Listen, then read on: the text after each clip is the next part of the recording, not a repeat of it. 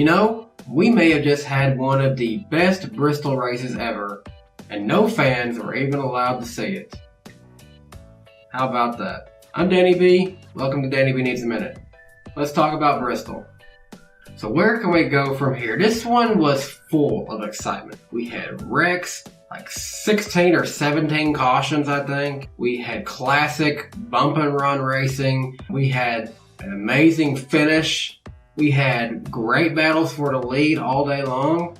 The only thing missing was this race not being on network television where everyone can see it. I mean, we saw Jimmy Johnson looking competitive in this one. I thought at the end he was going to be contending for the win, but kind of fell back. Cautions happened, kind of fell into it as it was. We saw Brad Keselowski start on the pole, led for the first little bit, then Chase Elliott. Obviously, I think was a dominant car. Chase Elliott has kind of come into his own as, being the competitive driver that he needs to be. And trust me, he knows he needs to be this kind of competitive racer now. He's well aware of his status in the company. He's well aware that he's the number one most supported driver. And he's starting to drive like it. And I think that's pretty obvious. But we saw a lot of action in this one, and heck, we still haven't even seen the Xfinity Series race. Well, what is that one going to bring for us tomorrow? It all came down in the end, though. It was a battle between Denny Hamlin, Joey Logano, Kyle Busch, Chase Elliott. Jimmy Johnson was back there, as I said. And then Denny Hamlin had something go wrong with him that he got up into the wall. Joey Logano squeezed under, and then Chase Elliott kind of gave him a little bump because he was all slowed up, got into the lead, and Joey Logano got up into the wall with Denny Hamlin. Denny Hamlin comes back down, collects BJ McLeod, and that pretty much essentially ended Denny Hamlin's day with about 9 laps to go. And then from that point on, it was just a battle to the end, and it came down to Chase Elliott versus Joey Logano, and it's like, oh, here's Logano, here's Elliott, Logano, Elliott threw it in hard, like going to 2 to go or something like that, and a little too much though. Gets up into Logano. I don't know how the caution didn't come out because there's definitely a lot of damage, and especially for it being Chase Elliott, I really thought there would have been a caution for that. Just didn't make any sense to me, but it is what it is. On the inside though, it stacks up everyone. We see Brad Keselowski, the pole sitter, come back in, gets his 3rd career Bristol win, his first since 2012. I remember when he won consecutive races in 2011 and 2012, everyone thought, dang, this is his track. He's going to be better than Kyle Busch. Been a long time since he won at Bristol now, so kind of pretty cool to see Keselowski get a win here, considering how much he probably likes this track a lot, just hasn't been good to him since he got his first 2 wins. Oh, but then we can't talk about Keselowski without talking about his teammate Ryan Blaney. This poor guy continues to have bad luck when we go to Bristol. In 2018, when I was there, he was leading, looking very dominant, and had an issue where there was a car wrecked in front of him that came up and wrecked him. He gets loose coming off of turn 2 and does a good job of saving the car, but then here comes Ty Dillon, high on the outside, bam, right into the front of Ryan Blaney, ends his day. Damaged race cars, and he's done.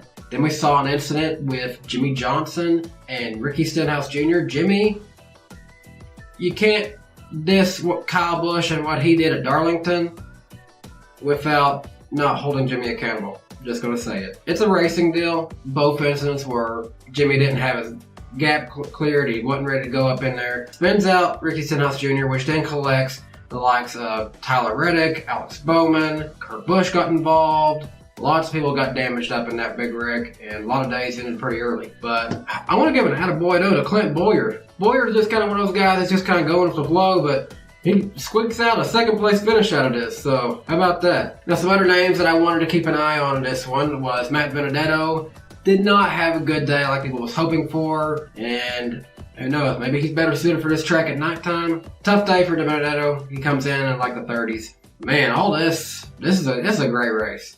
If you can tell me you didn't enjoy that race, then maybe you're not meant to be a NASCAR fan, because that was one of the best races I've seen in a long time. It was a long race. I put out on Twitter that I felt as though this race was a long time. But I think it might be because I'm too used now to watching these races in person. This is the first Bristol race, both spring and nighttime, that I have not got to attend since the 2016 spring race. I've been to every single race since the 2016 night race. It's weird. It felt odd having to watch this race from home. It really did. Especially considering the last time I was there with all my friends in the YouTube community too. So I don't want to have to be home come time for a night race. With everything that's been going on this year, and it's, I think the world is in need to kind of go back to normal. And one of those pieces of normality is people to have sports to attend, some things to be better in everyone's life. We're not going to get into too many issues of what's happening. If you're in the news, you know what's going on in the world. This isn't my part to talk about that. That's not my channel's for. We'll move on to that part. But yeah, how'd you guys like the race? Leave a comment down below. Let me know your thoughts on the Bristol race. I would love to see more races in the future at Bristol like this one, because this one was something special. It was something special for sure. And I'm kind of behind on everything, so let's see. Chase Elliott got his first win of the season in the second race at Charlotte. He messed up pretty bad in the Coke 600 pit with 2 laps to go. 4 races in a row, if you consider the Darlington one as well, where Chase Elliott, he's been in contention to win. There is a fire that's been lit under the 9 car this season, and it's going now. And Hendrick Motorsports, for that matter, is having a great season. Alex Bowman has had a lot of stage wins. He did really well in Charlotte. Didn't do too good here. Did pretty well in Darlington. And Jimmy Johnson is showing signs of success now. He's showing signs that he can contend for a win. I think Jimmy Johnson will get a win this season. I just don't know when it will be. And even William Byron, he's still struggling a little bit, but he is showing signs that he's able to stay up there in the top 10. So right now, I think a team to watch out for this season is Hendrick Motorsports, but you also have to watch out for Joe Gibbs Racing and Penske Racing. Stewart Haas Racing kind of starting to come back into it a little bit, but it looks like we've got now 4 teams that all seem to be doing really well this season. I think watching the way this year progresses, not having much practice sessions or qualifying abilities, it's kind of interesting just sitting them out there and seeing how they go. But yeah, just kind of catching up with you guys. I'm looking forward to watching Xfinity action tomorrow, or today, whenever this video is going to be posting, so yeah.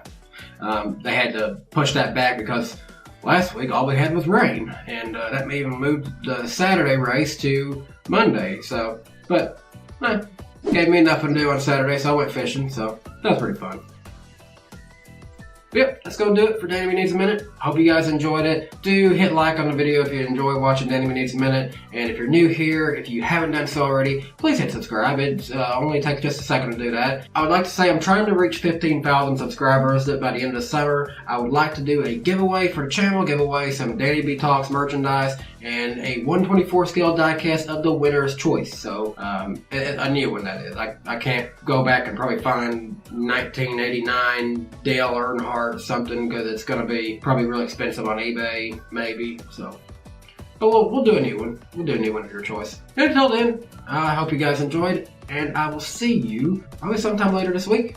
At least by Friday, maybe sooner. Might be changing up Danny B Needs a Minute a little bit. We might be kind of ready to go back to these true little sit-downs of Danny B and just kind of go from there. See what's on Danny B's mind. Sometimes that's the best way to do things.